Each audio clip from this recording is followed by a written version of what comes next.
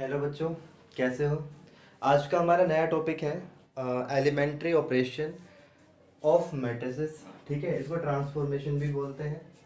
अच्छा, अब ये है क्या। ठीक है, देखो हमें पता है अब क्या करना है। एक मैट्रिक्स के अंदर क्या करना है, ऑपरेशन, एलिमेंट्री ऑपरेशंस लगाने हैं। अब एलिमेंट्री ऑपरेशन होते क्या है वो आपको बताता हूँ, और कैसे यूज करते हैं और किस में यूज करते हैं वो मैं बाद में बताऊंगा आपको। ठीक है, वो क्या है मैं पहले बता देता हूँ क्या है। What is actually.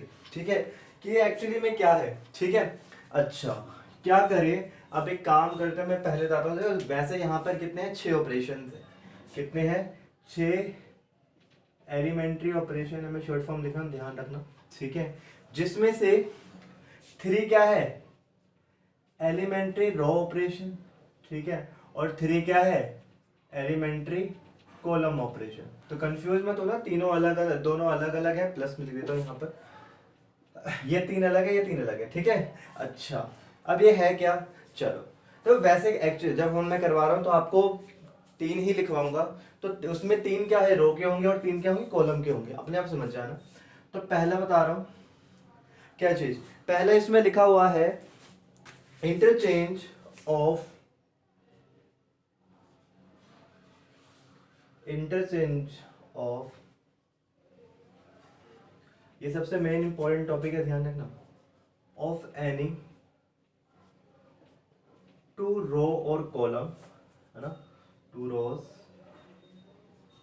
और कॉलम, और लगा दिया। ठीक है, तो दोनों में होगा 2 कॉलम्स। ठीक है, कहने का मतलब क्या है, समझते हैं इसका। कि कोई भी अगर हमारे पास मैट्रिक्स है, ठीक है, कोई भी हमारे पे मैट्रिक्स है, तो उसके अंदर हम क्या कर सकते हैं, क्या चीज, कोई भी रो, 2 रो को चेंज करते हैं, कोई भी 2 कॉलम को चेंज कर सकते हैं। फॉर एग्जाम्पल, मैं आपके सामने लेता हूँ क्या चीज। जैसे मैंने एक मैट्रिक्स लिया ए, ठीक है, और मैंने उस एलिमेंट लिख दिया 1 2 3 4 5 6 7 8 9। मैंने मैट्रिक्स लिख दिया। अब आप क्या बोलेंगे कि मैंने इसके हिसाब से क्या करेंगे। मैं यहाँ पर देखो रो बता रहा हूँ, एक तरफ मैं रो बता रहा हूँ, एक तरफ मैं कॉलम बताऊंगा। ठीक है, तो मैंने बोला कि रो 1 को चेंज कर दो, रो 1 को चेंज कर दो, क्या चीज, किससे, R2 से, मान लो। और इंटरचेंज करें तो इसको ऐसे बोलते हैं, दोनों तरफ क्या लगा देते हैं, एरो लगा देते हैं। ये क्या हो गया, इंटरचेंज। कि R1 को R2 बना दो और R2 को R1 बना दो, तो क्या होगा, ए,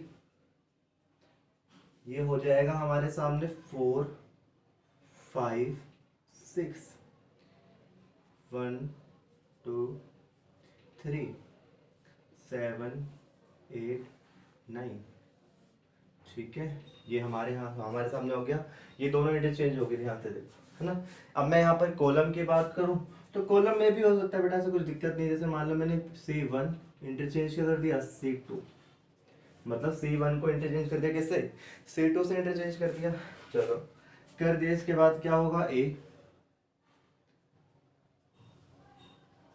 ठीक है, जो नया मैट्रिक्स आएगा वो क्या आएगा भाई, इन दोनों में चेंज हुआ है तो यहाँ पर कितना आएगा, 2 5 8 1 4 7।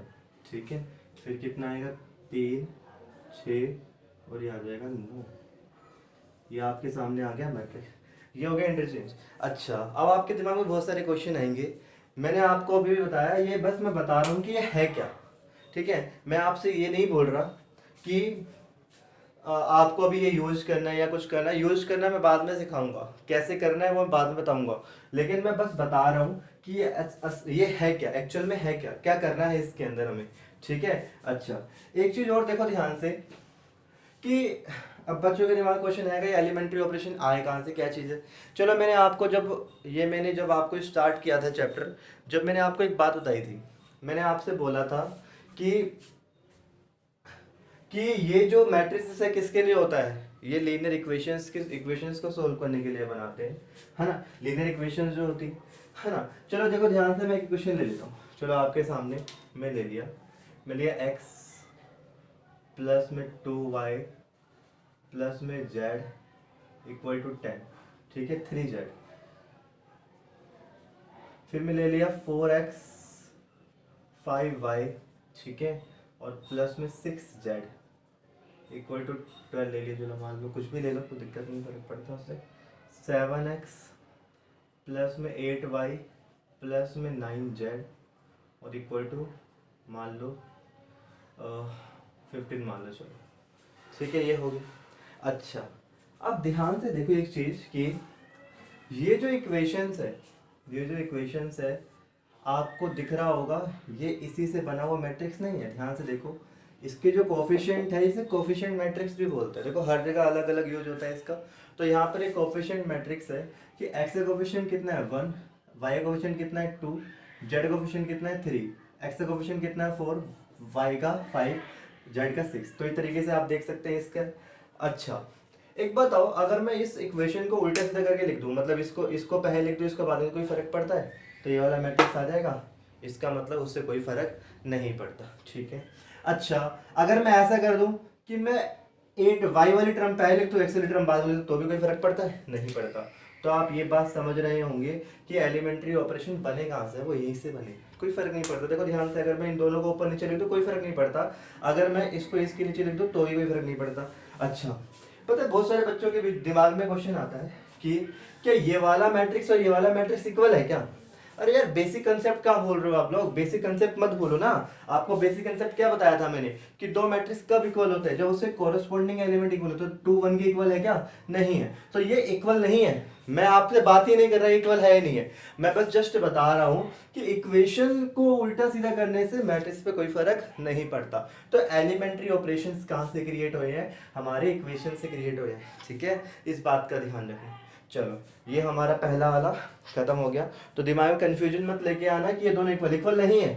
मैं इक्वल बोल भी नहीं रहा हूं, मैंने बोला है बस एलिमेंट्री ऑपरेशंस क्या है, कैसे करेंगे, क्या और क्वेश्चंस कैसे सॉल्व होंगे वो हम बाद में करेंगे, कहाँ यूज होंगे वो बाद में करेंगे। अभी बता रहा हूँ ये एक्चुअल में है क्या, बस, ठीक है। इसको नोट कर लीजिए, रब कर रहा हूँ, ठीक है। अब इसके बाद मैं बस यही लाइन हटा रहा हूँ और ऊपर से ये भी हटा रहा हूँ, ठीक है। ये भी हटा देता हूँ क्योंकि मैं मैट्रिक्स का यूज करूंगा। चलो, अच्छा, नेक्स्ट वाले क्या बोलिए, इसके अंदर सेकंड लिखा है था मल्टीप्लिकेशन, सेकंड बोलिए multiplication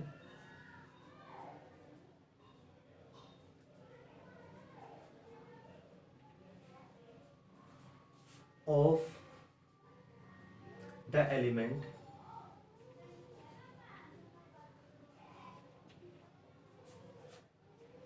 of any row or column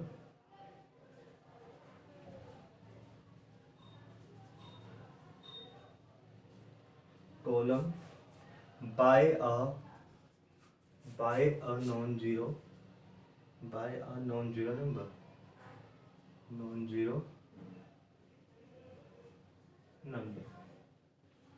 कहने का मतलब क्या है कि हम किसी भी मैट्रिक्स को, या मैट्रिक्स के अंदर किसी भी रो, किसी भी कॉलम को किसी नॉन जीरो, ध्यान रखना वो नॉन जीरो नंबर होना चाहिए, नॉन जीरो नंबर से क्या कर सकते हैं, मल्टीप्लाई कर सकते हैं।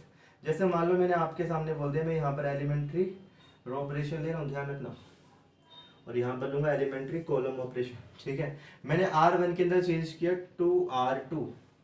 R1, सॉरी, ध्यान रखना इसका मतलब क्या है, R1 चेंजेस टू, ध्यान रखना कैसे पढ़ेंगे इसमें, R1 चेंजेस टू, R1 के अंदर क्या चेंज कर रहा हूँ, R1 चेंजेस टू R1 की मतलब R1 चेंजेस टू R1 का मतलब R1 को किससे मल्टीप्लाई कर दो, 2 से मल्टीप्लाई कर दो।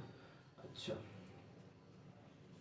ये मैंने कर दिया, ठीक है। तो करेंगे तो कितना आएगा, 2 4 6 4 5 6 7 8 9। अब बताओ मेरे को एक बात बताओ, अगर मैं इक्वेशन के अंदर यहाँ पर 2 से इधर मल्टीप्लाई कर दो तो कोई फर्क पड़ता है क्या? हमें लीनियर इक्वेशन पढ़ी है, 2 वेरिएबल के अंदर हम किसी भी नंबर से मल्टीप्लाई कर देते थे और डिवाइड भी कर देते, तो वही बात है यहाँ पर कि किसी नंबर से यहाँ पर मल्टीप्लाई करते, तो मल्टीप्लाई का मतलब मल्टीप्लाई ही होता है, ठीक है, ध्यान रखना। अब आप बोलो 1/2 से डिवाइड करना, वो 1/2 से मल्टीप्लाई होता है। अगर आपसे बोला जाए ना कि 1/2 से मल्टीप्लाई डिवाइड 2 से डिवाइड करो, तो 2 से डिवाइड करने का मतलब 1/2 से मल्टीप्लाई करना, इस बात का ध्यान रखना, ठीक है। अच्छा, तो R1, अब मैंने आपको बोल दिया C1 के अंदर इंटरचेंज करो 2, क्या होगा 2C1, ठीक है। तो करेंगे तो कितना आएगा आपके सामने, C1 के अंदर चेंज करेंगे तो कितना आएगा 2 8 40, ठीक है।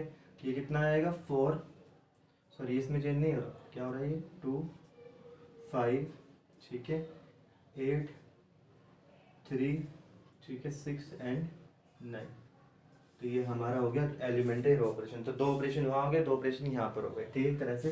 तो अगर मैं यहाँ पर बोलूँ कि किसी भी रो और कॉलम के अंदर चेंजेस कर सकते हैं क्या चीज, जैसे आई मैंने ले लिया एक, तो यहाँ पर क्या होगा के, ठीक है। तो ये हम बोल सकते हैं, ठीक है। नोट कर लीजिए फास्ट, इसको रब कर रहा हूँ।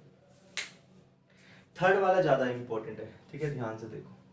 थर्ड वाला तो मैं यहाँ पर इससे रब कर रहा हूँ, इसको रब कर रहा हूँ, इसको भी एक बार रब कर देता हूँ इक्वेशंस को। अच्छा, इसको भी रब करना पड़ेगा।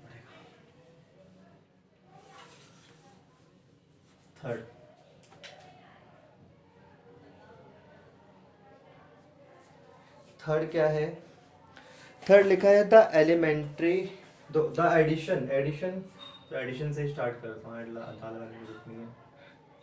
Addition to the, actually book की लैंग्वेज में लिखवा रहा हूँ आपको कि आपको प्रॉब्लम ना हो, है ना। तो एलिमेंट आप कम से कम रीड तो कर सकते हो कहीं से, ठीक है। एलिमेंट्स ऑफ एनी रो, ठीक है, और column,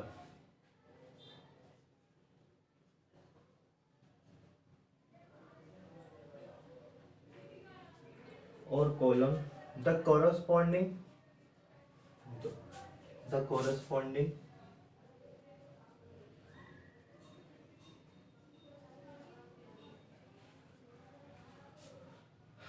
elements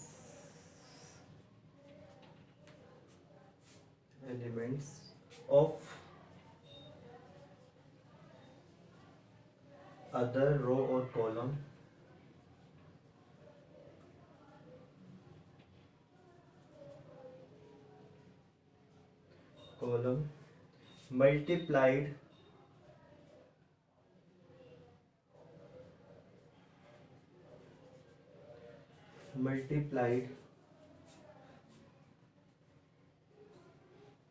multiplied by non-zero number,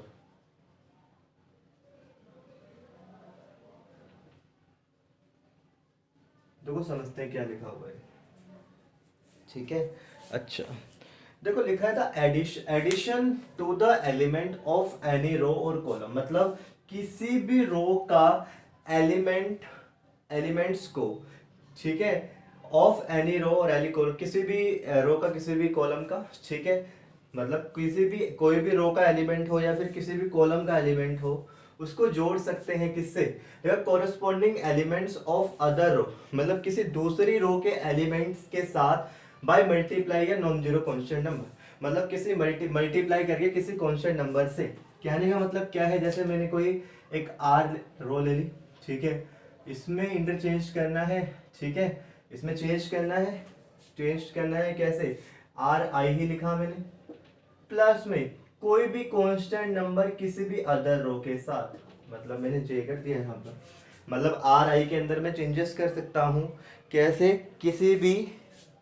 किसी भी आर आई के अंदर प्लस करके किसी भी अदर रो या कॉलम को, यहाँ पर तो रो के लिए, कॉलम के लिए भी लिख सकते हैं हम लोग, आर सी आई प्लस में क्या आएगा के सी जी, ठीक है भाई, ठीक है, ध्यान रखना ये चीज। चलो कैसे, अच्छा मैं आपके सामने बोल रहा हूँ, इसके अंदर चेंजेस करके दिखाता हूँ, R1 के अंदर चेंज कर रहा हूँ, R1 प्लस में 2R2, कोई दिक्कत तो नहीं। अच्छा कैसे, देखो R1 कितना है 1, प्लस में 2r2, मतलब इसके अंदर 2 मल्टीप्लाई करो और ऐड कर दो, तो 1 प्लस में 8 कितना आएगा 9, ठीक है। अब यहाँ पर 2 प्लस में 10 कितना आएगा 12, फिर 3 प्लस में 12 कितना आ जाएगा 15, ठीक है। और ये ऐसे का ऐसे ही रहेंगे क्योंकि चेंज किसके अंदर किया है उसी के अंदर चेंज होता है, तो उसका इस बात का ध्यान रखना, ठीक है। ऐसे कॉलम के लिए कर सकते हैं, तो कॉलम के लिए अगर मैं करूँ C1 प्लस में, अच्छा एडिशन यहाँ पर पता है माइनस, यहाँ पर माइनस भी कांस्टेंट होगा, कांस्टेंट नंबर अगर नेगेटिव हो जाएगा तो ये माइनस हो जाएगा, अपने आप समझ, ठीक है। तो ध्यान रखना प्लस माइनस भी हो सकता है, वो डिपेंड करता है कांस्टेंट पे, अगर कांस्टेंट प्लस है तो ये प्लस का हो जाएगा, कांस्टेंट माइनस है तो ये माइनस हो जाएगा। यहाँ पर अगर -2 कर दो तो भी कोई फर्क नहीं पड़ता, ठीक है, ध्यान रखना 2C2, ठीक है। अच्छा जैसे मान लो यहाँ पर क्या C1 में चेंज कर लो, C2 वाले सारे एलिमेंट ऐसे कैसे लिख दो, पहले आपको टेंशन नहीं रहेगी, गलती होने के चांस कम हो जाएंगे। अच्छा C1 के अंदर क्या करना है, C1 प्लस में 2C2, मतलब C1 कितना है 1 मल्टी 2 मतलब कितना आएगा ये 5 आ जाएगा, ठीक है ना। 1 प्लस में 4 5 हो जाएगा। अच्छा ऐसे करना है 4 प्लस में 10 14, ठीक है। फिर 7 प्लस में 16 प्लस में 7 23। कैलकुलेशन देख लेना भाई, कैलकुलेशन बड़ी गलती होती है इसकी, नोट कर लो बेटा जल्दी से, ठीक है। ध्यान रखना ये माइनस का भी हो सकता है, जरूरी नहीं है प्लस का ही होगा, माइनस का भी हो सकता है। तो आपके सामने मैंने 6 ऑपरेशंस करवा दिए, ठीक है। तो चलो ठीक है, इसके बाद करते हैं इनविटेबल मैट्रिक्स।